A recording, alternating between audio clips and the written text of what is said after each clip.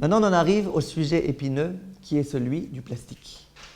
Si on résume ce qu'on a dit maintenant, à propos d'un tissu, quel qu'il soit, a priori, il y a un problème de mélabène.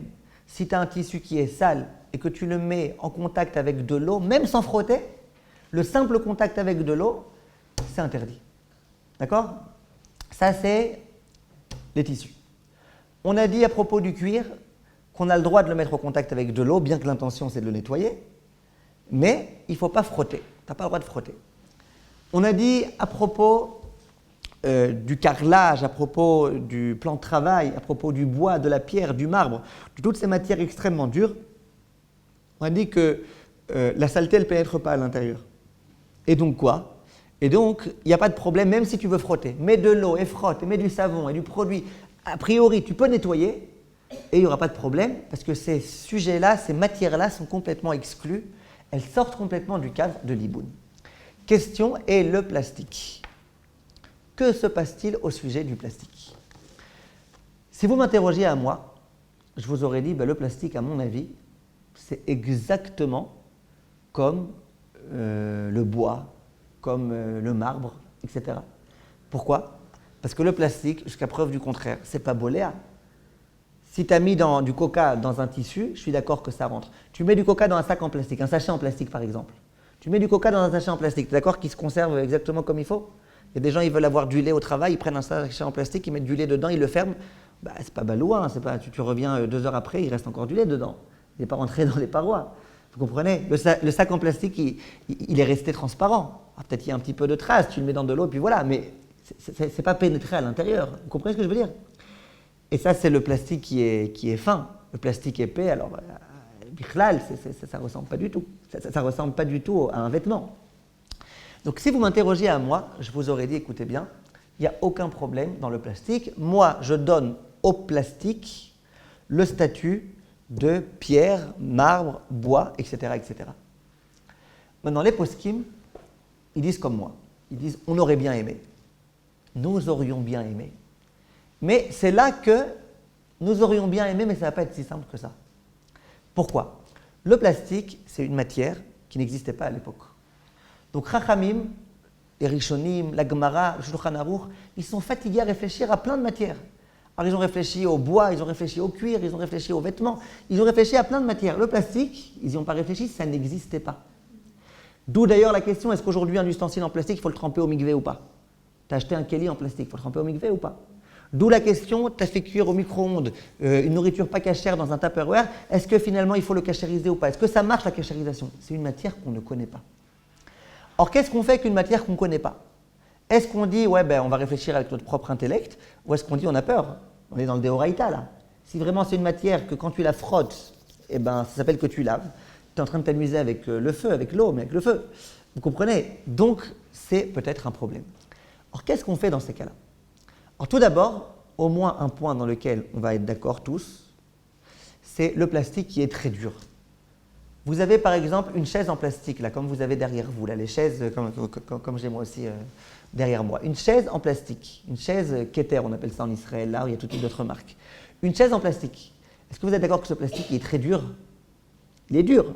Ce plastique-là, vous êtes d'accord à 1000% qu'il n'est pas boléa, que si vous versez du coca, le coca, tu peux le nettoyer après complètement, qu'il ne va pas rentrer, pénétrer dans le plastique? Ça, on est d'accord. Oui? Donc le plastique qui est très dur. Parfois, il y a des tables qui sont en plastique. Le plastique, on a bien compris que le plastique très dur, là, il n'y a aucun problème. Vous avez un Tupperware. Dans le Tupperware, il y a des saletés. D'accord? Vous avez mangé. Vous avez envie de nettoyer votre Tupperware. Est-ce que vous pouvez ou pas? Il n'y a aucun problème. Pourquoi il n'y a aucun problème? C'est un plastique qui est dur. Vous avez un biberon d'enfant, le bébé. Dans le biberon, il y a 2 parties. Il y a la partie du bas et la tétine. La partie du bas, vous êtes d'accord que c'est un plastique très dur? Donc ça, tout le monde est d'accord. Même les poskim qui disent « ouais, mais on ne sait jamais », ça, tout le monde est d'accord, c'est sûr, c'est certain, à 1000% que ça ne s'imprègne pas. Maintenant, le petit rond là, le petit pour visser, c'est d'accord que c'est un plastique dur? Il n'y a aucun problème. Donc tout ce qui est de l'ordre du plastique dur, là, on n'a aucun problème, ça ne nous dérange pas. Maintenant, où est-ce que ça commence à nous déranger? Quand on a un plastique qui n'est pas si dur que ça. Par exemple, la tétine. La tétine du biberon ou la tétine, une tétine qu'on met aux enfants, la tétine. C'est un plastique déjà qui est un peu souple, qui est un peu mou. Ce n'est pas un plastique vraiment comme les chaises. Qu'est-ce qu'on fait? Comment on considère ce plastique-là? Maintenant, à votre avis, comment on pourrait dire que c'est? Maximum, c'est comme quoi? Est-ce que l'une d'entre vous voudrait dire que c'est peut-être comme le tissu? Hein? La tétine du plus... Est-ce que quelqu'un dirait que c'est comme du tissu? Quand même pas. Donc la question c'est juste, est-ce que c'est comme le cuir ou est-ce que c'est comme le bois? C'est quoi la différence entre si c'est du cuir ou du bois? Hein? D'accord, donc quoi? Voilà, si je dis que c'est comme du cuir, j'aurais le droit par exemple de mettre un jet d'eau sur la tétine. Mais j'aurais pas le droit de frotter. J'aurais pas le droit de frotter. J'aurais pas le droit de mettre du savon.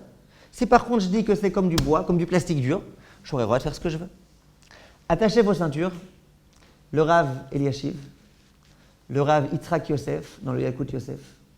Ces deux rabbanim-là disent, eh bien c'est interdit. Pourquoi? Comme on ne sait pas comment considérer ce plastique, il est mou, donc c'est possible qu'on doive le considérer comme du cuir. On a du mal à savoir exactement, donc on le considère comme du cuir. C'est vrai que c'est une khumra, mais on ne peut pas savoir. C'est deoraita, si jamais c'est comme du cuir, c'est un vrai problème de frotter. Donc on ne peut pas s'amuser avec le feu. Donc aussi bien le Rav Eliashiv que le Rav Yitzhak Yosef disent explicitement que une tétine par exemple, ou un plastique de ce genre-là, on n'a pas le droit de le frotter. Tu peux, si tu veux, mettre de l'eau dedans, mais ne frotte pas. Si tu frottes la partie de la tétine sur elle-même, par exemple, eh ben, c'est un problème. Maintenant, en contrepartie, on a le Rav Shlomo Zalman Auerbach et le Rav Nissim Karelitz, qui eux-mêmes, je vous ai dit, ils ont du mal à savoir comment on va considérer le plastique. Et dans certains cas, vous allez voir que le plastique mou, ils vont être mahmirim. Mais au sujet de la tétine, ils autorisent. Pourquoi? Écoutez bien, c'est un peu fin. Il faut bien essayer de saisir ce qu'il veut dire. Encore une fois, le Rav Auerbach est d'accord avec le Rav Eliashiv que le plastique mou, on ne sait pas très bien ce que c'est. Mais il dit, en tous les cas, au sujet de la tétine, j'autorise. Pourquoi au sujet de la tétine, il autorise? Il dit, moi je considère ça comme étant un keli. Une tétine, c'est un ustensile. Une tétine, c'est un keli. C'est comme une assiette. Pour le bébé, un biberon, c'est comme un verre pour un adulte. C'est un keli. Bon, et alors quoi? Ça change quoi si c'est un keli ou pas un keli? Dit le Rav Shlomo Zalman Auerbach, il dit, vous êtes d'accord que quand on a un keli, on a par exemple une assiette, on fait la vaisselle. Est-ce que l'une d'entre vous, quand elle fait la vaisselle, son but c'est de rendre la vaisselle impeccable, super propre, brillante? Je ne parle pas quand vous mettez des produits bizarres. Je parle quand vous faites la vaisselle. Votre but c'est juste de retirer la saleté. Oui? Donc dans notre esprit, quand on vient procéder à la vaisselle, quand on vient laver un ustensile, eh ben, le but c'est de retirer la saleté. On ne vient pas maintenant nettoyer la chose. Donc dit le Rav Auerbach, attention, on ne pourra pas dire ça par exemple, si vous faites par exemple, vous avez une gourde par exemple en tissu, on ne dira pas ça. Là on parle vraiment de quelque chose qui est en plastique, avec le fait qu'on aurait de toutes les façons aimé autoriser, puisque le plastique c'est une matière qui ne s'imprègne pas. Donc au sujet du plastique mou, comment on dit, du plastique fin, où on a souple, où on a un problème, on ne sait pas exactement comment le considérer. Alors là vient le Rav Auerbach et dit, tout ce que tu peux considérer comme étant un keli, tu as le droit de nettoyer. Parce que c'est un petit peu comme un ustensile. C'est un peu comme la vaisselle que tu fais. Où personne au monde ne pense quand il fait la vaisselle qu'il nettoie l'assiette elle-même. Il nettoie ce qui est au-dessus de l'assiette, ce qui est en dessous de l'assiette, pas l'assiette elle-même. Donc on a trouvé deux rabbanim, Rav Nissim Karelitz, Rav Shlomo Zalman Auerbach, qui autorisent de nettoyer la tétine du biberon.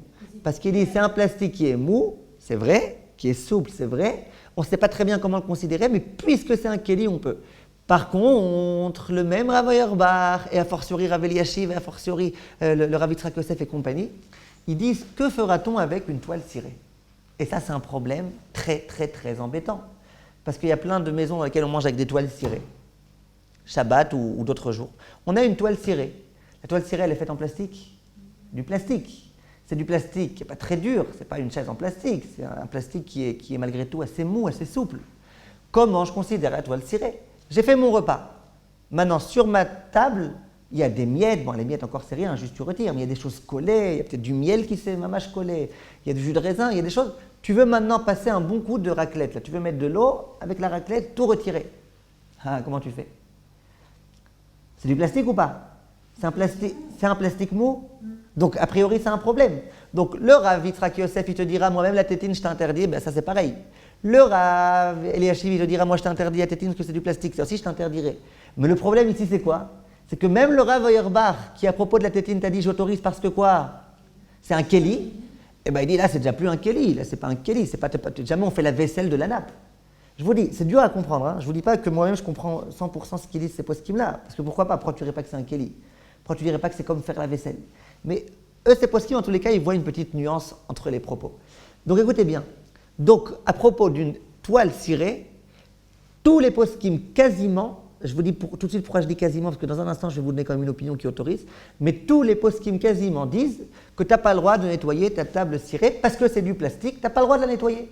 Si tu as du jus de raisin que tu veux poser dessus un peu de sopalin, il n'y a pas de problème. Tu n'appelles pas que tu as nettoyé. D'accord? Si tu veux par exemple juste mettre un jet d'eau, comme ça, il n'y a pas de problème. Mais si tu veux maintenant frotter, avec une raclette, frotter, etc., ça, tu n'auras pas le droit. Alors comment on fait? Si j'ai une toile cirée, on parle de toile cirée Shabbat pour les repas, dis le Rav Shmirat Shabbat qui est le Cheta, dis c'est ce que tu fais. Ta toile cirée qui est un petit peu sale, ben, verse de l'eau dessus, prends ta raclette et fais passer, mais très doucement, sans frotter. Tout le problème, c'est quoi? Est-ce que vous êtes d'accord que le plastique, c'est maximum comme du cuir? Le cuir, on a le droit de mettre de l'eau dessus? Le problème, c'est de frotter. Alors, tu mets de l'eau dessus, tu passes la raclette tranquillement pour après retirer l'eau, pour avoir pris au passage avec toi les miettes et compagnie. Par contre, si tu vois un endroit qui a du miel qui est collé ou compagnie, ne t'amuse pas à frotter. Vous avez compris? Ça veut dire, retire l'eau. Passer de l'eau, tu as le droit. Retirer l'eau tranquillement, tu as le droit. Ça, c'est pas, on ne va pas être marquir tellement. Par contre, frotter, ah non, peut-être le plastique, c'est quelque chose qui est considéré comme le cuir. Et le cuir, tu n'as pas le droit de frotter. Maintenant, juste avant de finir, pourquoi je vous ai dit quasiment tous les poskim? Parce qu'il y a un Rav qui s'appelle le Rav Ben Zion Abba Shaul. Dans les Tshuvot Or Letzion Chelek Bet, qui a été rédigé par les élèves du Rav Ben Zion Abba Shaul, là-bas, ils écrivent de façon explicite que même la toile cirée, ils autorisent. Pourquoi? Eux, ils vont jusqu'au bout avec la logique. Ils disent plastique, c'est plastique. Plastique, c'est une matière qui est dure, le plastique ne s'imprègne pas, tu n'as rien à sortir du plastique puisque le plastique, c'est une matière qui est dure. Donc pour lui, c'est sûr et certain que dans le plastique, il n'y a aucun problème. Le plastique, ce n'est pas une matière qui peut se nettoyer. Donc dit le Rav Ben Zion Abba Shaul, qu'il soit dur le plastique ou qu'il soit mou, kif kif bourrico, c'est exactement la même chose. Tu as le droit de nettoyer, tu as le droit de frotter, tu as le droit de mettre de l'eau, tu as le droit de mettre ce que tu veux. C'est clair?